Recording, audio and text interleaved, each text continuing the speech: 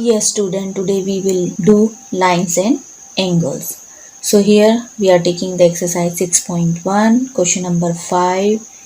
In figure, POQ is a line, ray OR is perpendicular to a line PQ.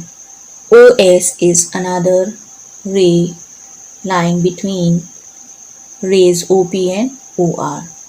Prove that angle ROS equal to half of angle QOS minus angle POS.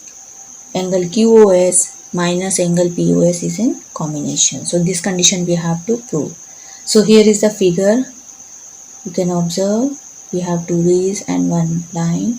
Points are there on it. So there are 5 points.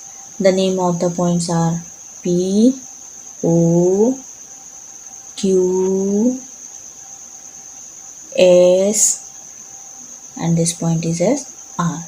Now let us do the solution. So here is the answer. Angle ROS is equal to angle QOS minus angle QOR. Now why we have taken? If we see the figure, this is ROS angle. In place of ROS, we can write the complete angle QOS minus QOR. So this is ROS we have, QOS we get. Now we have to find out POQ. So in this condition, we will remove angle QOR. So let us see what we will write in place of QOR. In place of QR, we can write POR. Why? Because it is given OR is perpendicular to line OQ. If the lines are perpendicular, then the both equal angles are equal to 90 degree. That is angle QOR is equal to angle POR and both are equal to 90 degree. So on the basis of it, angle POR can be written in place of QR. Now angle POR is a combination of POS and ROS. So now next step is, in place of POR we are going to write the combination of these two angles. So in place of angle POR we are writing angle POS plus angle ROS.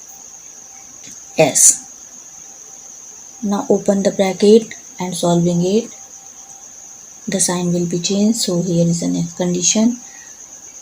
Angle ROS equal to angle QOS minus angle POS minus plus minus angle ROS.